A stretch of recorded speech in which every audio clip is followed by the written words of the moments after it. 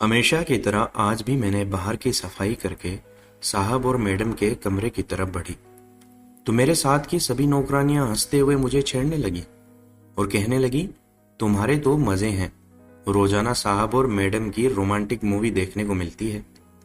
मैंने उनके मजाक पर शर्मिंदा होकर अपनी गर्दन झुका ली, मगर सच तो यही था। साहब को मेरे वहां होने से कोई फर्क नहीं पड़ता था। उन्हें बिल्कुल भी शर्म नहीं आती थी और वह अपनी पत्नी को लेकर बिस्तर पर पड़े रहते थे। मैंने झाड़ू उठाई और साहब के कमरे की तरफ कदम बढ़ा लिए। बाहर के काम करने वाले सभी नौकर और नौकरानियां टकटकी लगाए मुझे ही देख रहे थे। कुछ ने तो हमेशा वाली बात फिर से बोल दी कि वापस आकर हमें भी बताना अंदर क्या चल रहा है। मैं उनकी बात को नजरअंदाज करते हुए आगे बढ़ गई। अभी मैं इतनी भी बेशरम नहीं थी कि दो पति पत्नी के बीच की बात सबको बता देती। मैंने जैसे ही कमरे में कदम रखा तो देखा साहब बेड पर लेटे हुए थे और मैडम भी उनके साथ थी। मैंने नजरें नीचे की और झाड़ू लेकर कमरे की सफाई करने लगी। सफाई करते हुए मैंने सुना कि मैडम बड़बड़ाते हुए साहब को कुछ बोल रही हैं और साहब भी जवाब में कुछ बोल रहे थे। वैसे तो वह दोनों रोजाना ही बातें करते थे, मगर आज उनकी बातों से कुछ अलग सा प्रतीत हो रहा था। यह मेरी प्रॉब्लम नहीं थी, मगर वहां पर होने की वजह से मुझे कुछ अजीब सा महसूस होने लगा। मुझे लगा जैसे मैडम का मूड कुछ ठीक नहीं है। मैंने बहुत कोशिश की अपना काम निपटाकर वहां से निकल जाऊं, लेकिन उनकी आवाजें धीरे धीरे तेज होने लगी। तब मैंने भी उन दोनों की तरफ देखा और मेरी आंखें फटी की फटी रह गईं। सामने का मंजर देखकर मुझे यकीन नहीं हो रहा था। मैं नजरें हिलाए बिना उन दोनों को देख रही थी और ऐसा करते हुए मैं ये भूल भी गई कि मैं दो पति पत्नी के बीच में उन दोनों के बेडरूम में खड़ी हूं। उसी वक्त साहब की नजर मुझ पर पड़ी और वह एकदम गुस्से से आग बबूला हो गई। फिर अचानक वह चीख कर बोले कि तुम अभी तक यहाँ क्या कर रही हो, निकल जाओ यहाँ से। साहब के चीखने पर मैं हड़बड़ा गई और तभी मेरी नजर मैडम पर पड़ी तो वह चुपचाप लेटी हुई थी।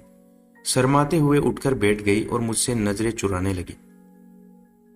मैं साहब के गुस्सा करने पर तेजी से अपना झाड़ू उठाया और कमरे से बाहर चली आई। कमरे के बाहर हमेशा की तरह सभी नौकर मौजूद थे। उनके बार बार सवाल करने पर कि अंदर कमरे में क्या हुआ और इतनी आवाज क्यों थी, मैंने एक लंबा सांस लेकर उन सबको पहली बार सच्चाई बताई, जिसे देखकर मेरी आंखें फटी की फटी रह गई थी और बाकी सब भी सुनकर हैरान रह गए थे, क्योंकि उस दिन जो हुआ था वह हम में से कोई सोच भी नहीं सकता था। मैं जिस घर में काम करती थी वहां मेरे अलावा कुछ नौकर और भी थे। सभी नौकर दिन में पूरा दिन काम करते थे और रात को अपने अपने घर चले जाते थे। साहब के घर में नौकरों के रहने का कोई इंतजाम नहीं था, हालांकि वह अच्छे खासे अमीर इंसान थे। साहब की उम्र तकरीबन 40 साल थी और दिखने में अच्छे खासे जवान आदमी लगते थे। मेरा सामना जब पहली बार साहब की बीवी से हुआ तो मैं उन्हें देखकर हैरान रह गई थी, क्योंकि वह मुश्किल से 17 से 18 साल की जवान खूबसूरत लड़की थी। मैंने वहां काम करना शुरू किया तो कुछ ही दिनों में बुरी तरह डर गई। हमारे साहब की आदत बड़ी अजीब सी थी। वह सुबह के वक्त भी मैडम के साथ कमरे में पड़े रहते थे। उनके कामकाज को संभालने वाले दूसरे मजदूर लोग थे और वह खुद हर वक्त घर पर ही रहते थे। मुझे घर की सफाई का काम मिला था और मुझे घर के कमरे भी साफ करने होते थे। शुरू शुरू में तो मुझे कमरे में जाने से थोड़ी शर्म महसूस हुई। मुझे लगा कि साहब मुझे वहां पर देखकर वहां से चले जाएंगे, मगर मैं उस वक्त हैरान रह गई जब मेरे कमरे में जाने के बावजूद भी साहब उसी तरह मैडम को लिए बिस्तर पर लेटे रहे।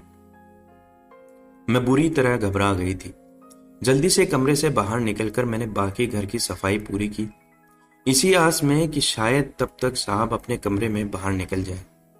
बाहर का काम पूरा करके मैं जब एक बार फिर कमरे में गई तब भी साहब वहीं पर मौजूद थे और मुझे देखकर भी अपनी जगह से नहीं हिले। मैं परेशान हो गई उनके ऐसे रहने से। मैं भला वहां पर कैसे काम कर सकती थी, मगर मेरी मजबूरी थी कि अगर मैं कोई जगह छोड़ देती तो मैडम को गुस्सा आ जाता। मैंने जैसे तैसे जल्दी जल्दी में सफाई की और कमरे से बाहर निकल आई। घर के बाकी नौकर मेरा चेहरा देखकर हंसने लगे और बोलने लगे कि उनकी तरह मेरी भी आदत हो जाएगी, क्योंकि साहब तो किसी भी वक्त मैडम से अलग नहीं होते। दोस्तों, आपको ये कहानी का फर्स्ट पार्ट कैसा लगा कमेंट करके जरूर बताइएगा। चैनल पर नए हैं तो कृपया करके चैनल को सब्सक्राइब जरूर कीजिएगा। धन्यवाद।